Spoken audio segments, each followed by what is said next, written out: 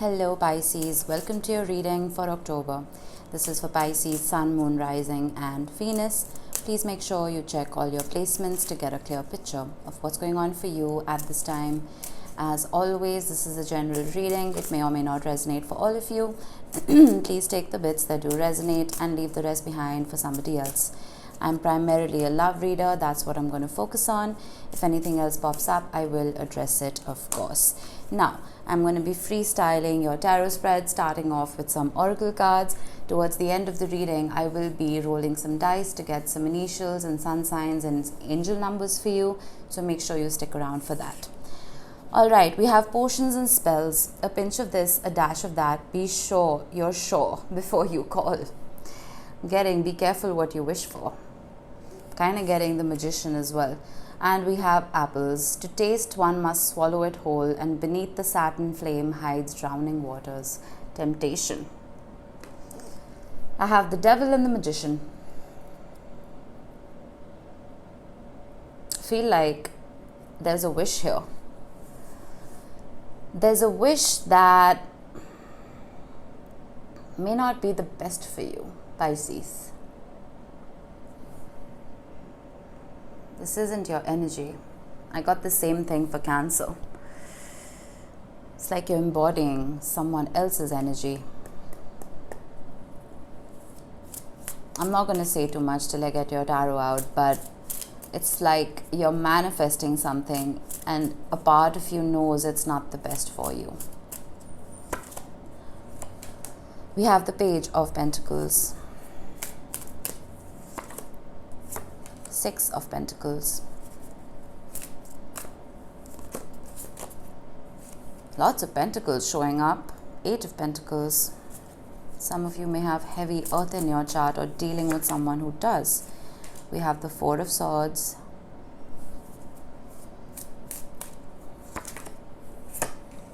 Temperance. Strength. The Three of Cups. More Pentacles, the Seven of Pentacles.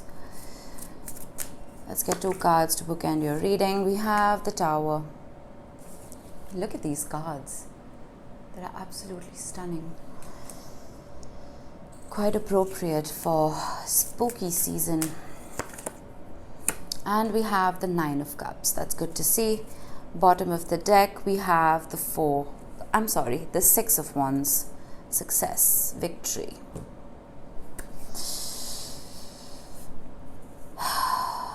There's patience here. It's like you've set your sights on something or someone and you're patiently waiting for this to manifest into your current reality. Waiting for yourself to succeed, to see victory in this, waiting for a wish to be fulfilled with the Nine of Cups. I have the Six of Pentacles and I have strength. I'm getting restraint. I don't know why I'm getting that. I feel like you're trying to maintain a balance here. There is unconditional love here from both sides, but at the same time, I don't see an expression of it. I'm getting restraint. I will be clarifying. Eight of Pentacles and the Three of Cups.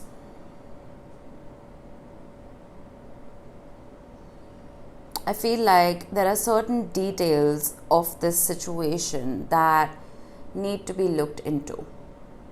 There are certain external influences that need to be looked into.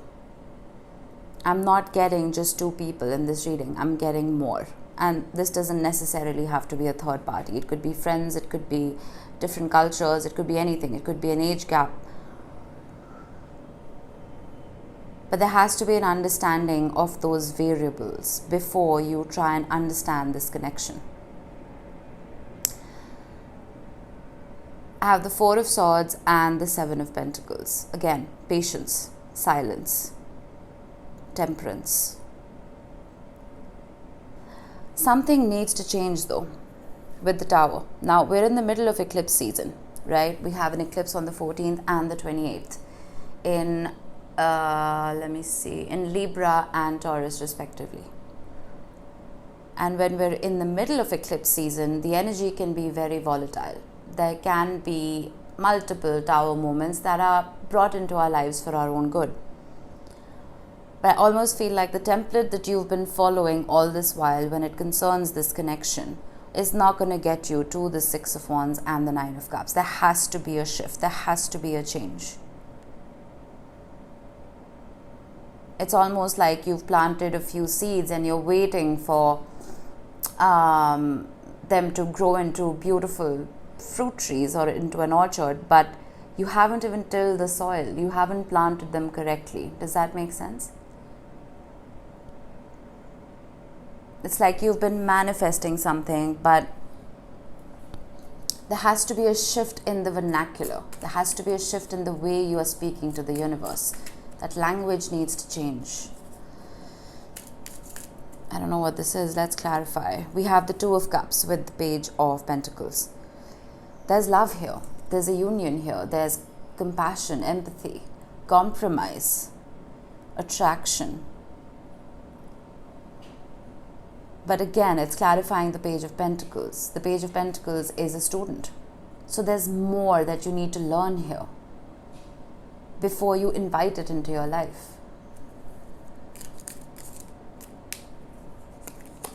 The Sun, beautiful with Temperance.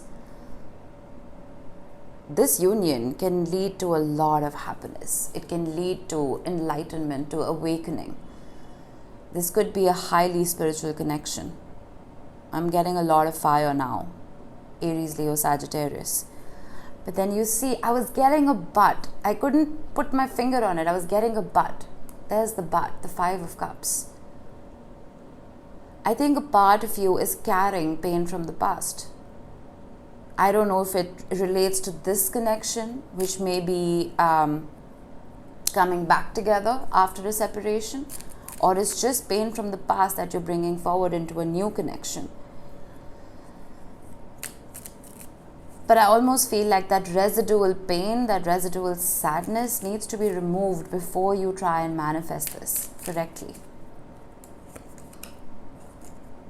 Judgment with the Six of Pentacles. I suddenly got whatever you're feeling, the other person is feeling too, the Ace of Pentacles. And it's solid. It's a solid feeling. Let's just put it like that. It's very real. It's very tangible.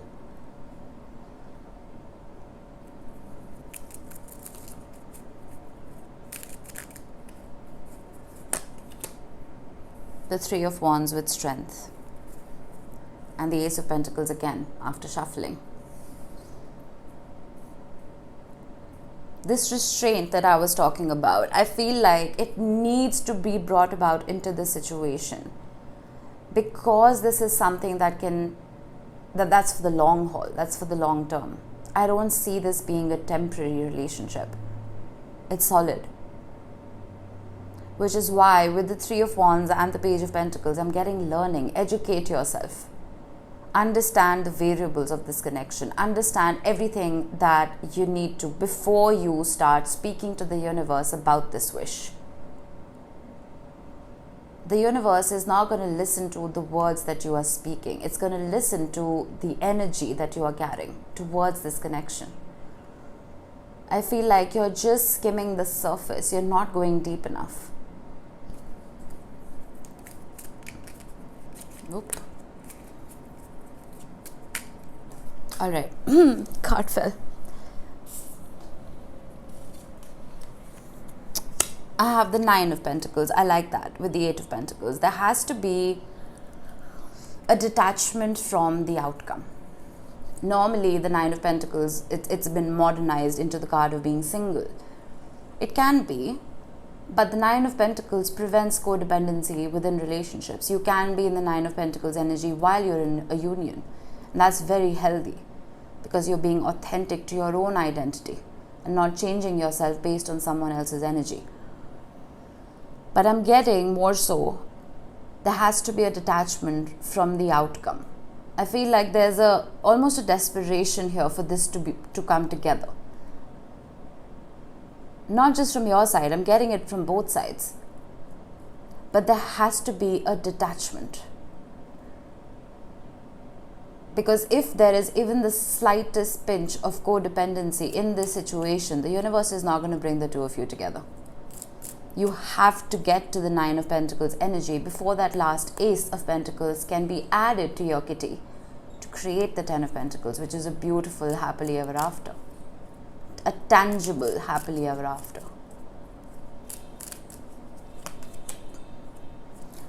I have the King of Wands. Before I explain this, apples, it reminded me of the devil. I did mention that. What is the devil? The devil keeps the lovers tied together. What is that? That is codependency. You see what I mean? King of Wands and the Three of Cups with the Queen of Cups. I feel like you're very different from each other. Not in a bad way. Opposites attract. And I see that here with the Two of Cups as well. We have the yin and yang, right? Right on top. There's a difference here. It could be age, it could be culture, it could be love languages. But I see a beautiful integration of those differences. It's almost like what you lack, the other person completes. But don't ever mistake that for codependency. The person that you're with should always be brought into your life to complement your energy, not to complete it. You're whole within yourself. I don't like it when these sappy movies talk about, oh, you complete me. Why? Why do you need someone to complete you? You're not incomplete. You know what I mean? There has to be an independence here. You owning who you are. And the other person just being a cherry on top of your life. But there's a lot of attraction here. I do see that. There's love here as well. The Queen of Cups is the representation of unconditional love. And then I have the Ten of Cups. What a beautiful reading with the Four of Swords. There has to be a healing of old wounds, Pisces. And once that healing comes about, this relationship can be successful. The Ten of Cups is a happily ever after, plain and simple. And if there is a little bit of quiet right now, embrace that quiet. Mercury and Venus were both in retrograde, and currently they're both in their shadow periods. The planets of communication and love. So if there is a little bit of quiet, embrace that, because things are going to get very, very volatile in the coming few weeks. And then I have the Eight of Pentacles with the Seven of Pentacles. Investment and work. Investing in this relationship and working for the betterment of it. And I feel like you're both going to do that. And I think that is more important than the manifestation aspect of this relationship. You know what I mean? Actual work, actual understanding is going to get you much farther than manifestation will. Why is the Tower here? This I'm curious about. The Moon. Bottom of the deck, I have the Fool and the Queen of Cups. Don't take a leap of faith without calculating the risks. I feel like there's something here that you haven't come to terms with. There's something here that hasn't even revealed itself about this other person. This could be skeletons in their closet, and we all have them. This could be traumas, triggers from the past. This could be the wrong buttons that they carry. You want to make sure you don't push them by mistake. You know what I mean? So there has to be an understanding of this person so that you prevent this tower. Sometimes you need to welcome those towers, right? Because you need to till that soil. But there has to be a deep emotional conversation about the past before you can truly, truly let it go. And then I have the Hierophant with the Nine of Cups. Phenomenal reading. And bottom of the deck, I have the Four of Wands. You remember I, by mistake, called the Six of Wands the Four of Wands. Freudian slip, was it not? Success, victory, a higher commitment, a wish fulfilled. Everything that one could possibly desire in a relationship. I feel like more than manifestation, it is true work. Actual tangible work that is going to help you succeed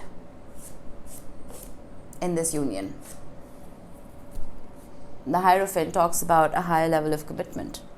It talks about heightened spirituality. And the Four of Wands is, well, reaching the finish line, building a home with another person. This was a beautiful, beautiful reading. But I feel like it's all in your hands, Pisces.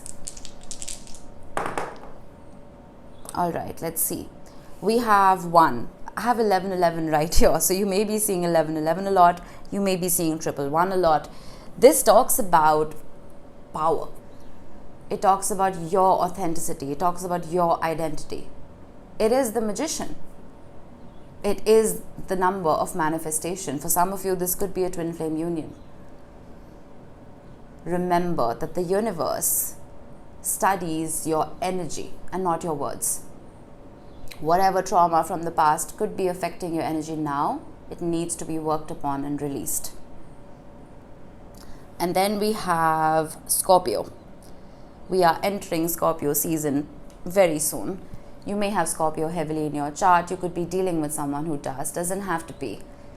But Scorpio is an interesting dice to get, because not just because of the eclipses that we have coming up, but because Pluto, the ruler of Scorpio, is going direct on the 10th. This talks about owning your power and owning your transformation.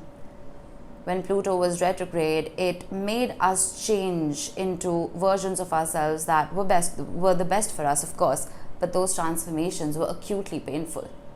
Now those transformations are, well, they're in our hands. Embrace that. Embrace that energy. All right. And we have Jupiter. Jupiter is retrograde as well, am I right? Yeah, it is retrograde. But Jupiter is the planet of luck, expansion, joy. There has to be a reevaluation of what brings you joy, Pisces. There has to be a reevaluation. The Nine of Cups is Jupiter in Pisces. There has to be a reevaluation of what you think your happily ever after is. Because you may be telling yourself a certain story that may have expired a very long time ago. Right? Reevaluate your happily ever after. And then manifest. All right, we have the letters T, O, C, K, D, C again, and the letter B. These could be your initials, they could be the initials of the person you're dealing with, doesn't have to be, but just a special mention for those of you who've seen your initials here today. All right, Pisces, that was it. I hope this helped. I will see you in the next one. Bye-bye.